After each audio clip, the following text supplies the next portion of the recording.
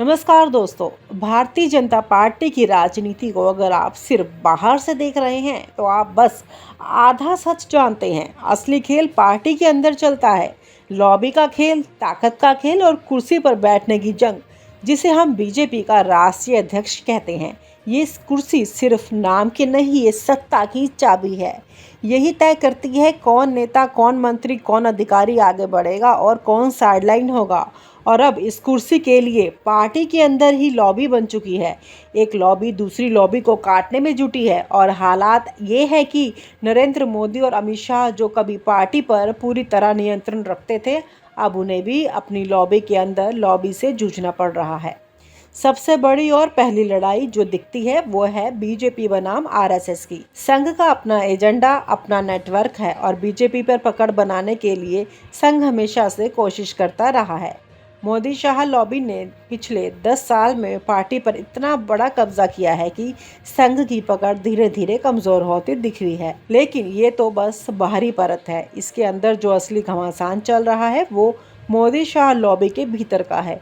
जी हाँ, मोदी शाह के अपने ही करीबियों के बीच अब लॉबी वार चल रही है और कुर्सी की लड़ाई अंदर तक पहुंच चुकी है। अगर आप गहराई से देखेंगे तो मोदी शाह लॉबी के दो बड़े गुट हैं। पहला गुट है धर्मेंद्र प्रधान का, जो उड़ीसा से आते हैं और लंबे समय से मोदी शाह के बेहद भरोसेमंद माने जाते हैं। दूसरा गुट है भूपेंद्र यादव का, जो राजस्थान से हैं और पिछले 8 साल में उन्होंने धीरे धीरे अपनी पकड़ मजबूत की है। संगठन, सरकार, नीति, हर जगह उनका असर बड़ा है। बाहर से सब कुछ शांत लगता है। धर्मेंद्र प्रधान और भूपेंद्र यादव मुस्कुराते हैं, एक दूसरे के साथ मंच शेयर करते हैं, लेकिन अंदर ही अंदर दोनों के बीच लॉबी की जंग अब निर्णायक मोड़ पर पहुंच चुकी है। इस पूरी लड़ाई की वजह है बीजेपी अध्यक्ष का चुनाव। धर्मेंद्र प्रधान का नाम अगर अध्यक्ष पद के लिए आता है तो सबसे बड़ी मुश्किल भूपेंद्र यादव के सामने खड़ी हो जाती है, क्योंकि बीजेपी अध्यक्ष का वो चेहरा होता है जिसकी बात हर मंत्री को सुननी पड़ती है, जो संगठन से लेकर सरकार तक की नियुक्तियों में दखल देता है और जो प्रधानमंत्री और गृह मंत्री के बाद सबसे ताकतवर इंसान होता है। भूपेंद्र यादव इस कुर्सी के लिए लंबे समय से तैयारी कर रहे हैं, लेकिन अगर धर्मेंद्र प्रधान अध्यक्ष बनते हैं तो भूपेंद्र यादव को उन्हीं के आदेश मानने पड़ेंगे, यानी लॉबी का खेल उल्टा पड़ जाएगा। अब मज़ेदार बात यह है कि मोदी शाह की भी ये मुश्किलें आसान नहीं हैं। आरएसएस के टकराव तो वो पहले से झेल रहे हैं। संघ चाहता है पार्टी पर फिर से पकड़ बनानी। ऐसे में अगर बीजेपी अध्यक्ष का फैसला भी विवादित हो गया और पार्टी के भीतर लॉबी में खुलकर बंटवारा हो गया तो पूरी पार्टी में असंतोष फैल सकता है। सीनियर नेता जो सालों से अध्यक्ष बनने का सपना देख रहे हैं, अगर उनकी महत्वाकांक्षा टूटी तो वो या तो बगावत कर सकते हैं या अंदर खाते माहौल बिगाड़ सकते हैं। यानी पार्टी के अंदर ही अंदर बारूद बिछ चुके हैं, बस एक चिंगारी की देरी है। धर्मेंद्र प्रधान की लॉबी में कई बड़े मंत्री और अफसर हैं जो चाहते हैं कि वो अध्यक्ष बने ताकि उनका कद भी बढ़े। वहीं भूपेंद्र यादव की लॉबी में संगठन के अनुभवी चेहरे हैं जो खुद को असली नीति निर्माता मानते हैं। दोनों लॉबी के अफसर एक दूसरे की नियुक्तियों में रोड़े अटकाते हैं, फाइलें रोकते हैं, एक दूसरे के करीबी नेताओं को कमजोर करने की रणनीति बनाते हैं। और यही वजह है कि पार्टी के अंदर जो टेंशन है वो बाहर दिखती नहीं, लेकिन अंदर धुआं उठ रहा है। मोदी और शाह इस पूरे खेल को अच्छे से समझते हैं, लेकिन अब उनकी भी हालत वैसी नहीं रही जैसी पहले थी। आरएसएस में रिश्ते सामान्य नहीं हैं। योगी आदित्यनाथ जैसे बड़े चेहरे पार्टी के अंदर अपनी अलग सत्ता चला रहे हैं और अब अपने ही करीबी मंत्री आपस में लॉबी बनाकर लड़ रहे हैं। यानी मोदी शाह को एक साथ 3 मोर्चों पर लड़ाई लड़नी पड़ रही है। आरएसएस, योगी लॉबी और अपने ही करीबी नेताओं की लॉबी वार। राजनीति में सबसे खतरनाक चीज होती है अधूरी महत्वाकांक्षा। जिस नेता की महत्वाकांक्षा पूरी नहीं होती वो या तो पार्टी छोड़ता है या अंदर ही अंदर बगावत करता है। भूपेंद्र यादव, धर्मेंद्र प्रधान और उनके आसपास के नेता इसी महत्वाकांक्षा में उलझ चुके हैं।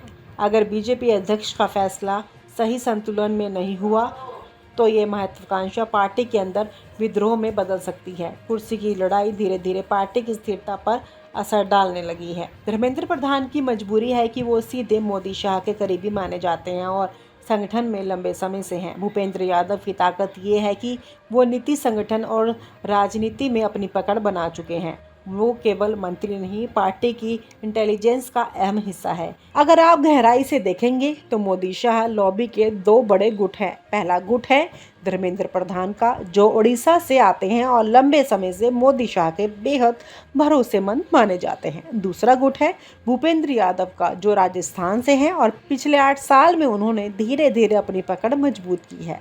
संगठन, सरकार, नीति, हर जगह उनका असर बड़ा है। बाहर से सब कुछ शांत लगता है। धर्मेंद्र प्रधान और भूपेंद्र यादव मुस्कुराते हैं, एक दूसरे के साथ मंच शेयर करते हैं, लेकिन अंदर ही अंदर दोनों के बीच लॉबी की जंग अब निर्णायक मोड़ पर पहुंच चुकी है। इस पूरी लड़ाई की वजह है बीजेपी अध्यक्ष का चुनाव। धर्मेंद्र प्रधान का नाम अगर अध्यक्ष पद के लिए आता है तो सबसे बड़ी मुश्किल भूपेंद्र यादव के सामने खड़ी हो जाती है, क्योंकि बीजेपी अध्यक्ष का वो चेहरा होता है जिसकी बात हर मंत्री को सुननी पड़ती है, जो संगठन से लेकर सरकार तक की नियुक्तियों में दखल देता है और जो प्रधानमंत्री और गृह मंत्री के बाद सबसे ताकतवर इंसान होता है। भूपेंद्र यादव इस कुर्सी के लिए लंबे समय से तैयारी कर रहे हैं, लेकिन अगर धर्मेंद्र प्रधान अध्यक्ष बनते हैं तो भूपेंद्र यादव को उन्हीं के आदेश मानने पड़ेंगे, यानी लॉबी का खेल उल्टा पड़ जाएगा। अब मजेदार बात यह है कि मोदी शाह की भी ये मुश्किलें आसान नहीं हैं। आरएसएस के टकराव तो वो पहले से झेल रहे हैं। संघ चाहता है पार्टी पर फिर से पकड़ बनानी। ऐसे में अगर बीजेपी अध्यक्ष का फैसला भी विवादित हो गया और पार्टी के भीतर लॉबी में खुलकर बंटवारा हो गया तो पूरी पार्टी में असंतोष फैल सकता है। सीनियर नेता जो सालों से अध्यक्ष बनने का सपना देख रहे हैं, अगर उनकी महत्वाकांक्षा टूटी तो वो या तो बगावत कर सकते हैं या अंदर खाते माहौल बिगाड़ सकते हैं। यानी पार्टी के अंदर ही अंदर बारूद बिछ चुके हैं, बस एक चिंगारी की देरी है। धर्मेंद्र प्रधान की लॉबी में कई बड़े मंत्री और अफसर हैं जो चाहते हैं कि वो अध्यक्ष बने ताकि उनका कद भी बढ़े। वहीं भूपेंद्र यादव की लॉबी में संगठन के अनुभवी चेहरे हैं जो खुद को असली नीति निर्माता मानते हैं।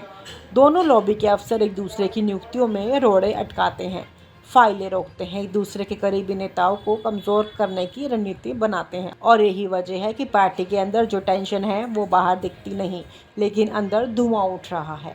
मोदी और शाह इस पूरे खेल को अच्छे से समझते हैं, लेकिन अब उनकी भी हालत वैसी नहीं रही जैसी पहले थी।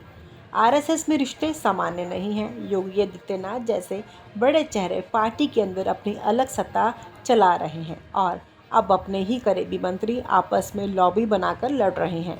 यानी मोदी शाह को एक साथ 3 मोर्चों पर लड़ाई लड़नी पड़ रही है। आरएसएस, योगी लॉबी और अपने ही करीबी नेताओं की लॉबी वार। राजनीति में सबसे खतरनाक चीज होती है अधूरी महत्वाकांक्षा।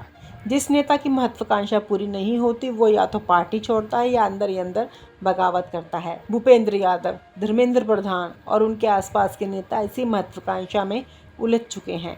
अगर बीजेपी अध्यक्ष का फैसला सही संतुलन में नहीं हुआ तो ये महत्वाकांक्षा पार्टी के अंदर विद्रोह में बदल सकती है। कुर्सी की लड़ाई धीरे धीरे पार्टी की स्थिरता पर असर डालने लगी है। धर्मेंद्र प्रधान की मजबूरी है कि वो सीधे मोदी शाह के करीबी माने जाते हैं और संगठन में लंबे समय से हैं। भूपेंद्र यादव की ताकत ये है कि वो नीति, संगठन और राजनीति में अपनी पकड़ बना चुके हैं। वो केवल मंत्री नहीं, पार्टी की इंटेलिजेंस का अहम हिस्सा है। ऐसे में अगर अध्यक्ष पद के लिए किसी एक को तरजीह दी गई तो दूसरे गुट में निराशा और असंतोष पनपेगा और यही असंतोष आने वाले समय में पार्टी के लिए बड़ा सिरदर्द बन सकता है। तो दोस्तों, बीजेपी के अंदर का असली खेल यही है। बाहर से जो पार्टी मजबूत है, अनुशासित है और संगठित दिखती है, अंदर से वो लॉबी का मैदान है जहां हर कोई ताकत चाहता है, कुर्सी चाहता है और अपनी महत्वाकांक्षा पूरी करना चाहता है। अब देखना ये है कि अध्यक्ष पद का फैसला क्या होता है, कौन जीतेगा, कौन हार जाएगा और कौन पार्टी को भीतर से हिलाने वाला साबित होगा। राजनीति का असली रंग बाहरी नहीं, अंदर दिखता है। और आप हमसे जुड़े रहने के लिए सब्सक्राइब करें YouTube पर, फॉलो करें Twitter पर और लाइक करें Facebook पर। और ज्यादा जानकारी के लिए आपको टाइप करना होगा सिर्फ न्यूज़ नशा।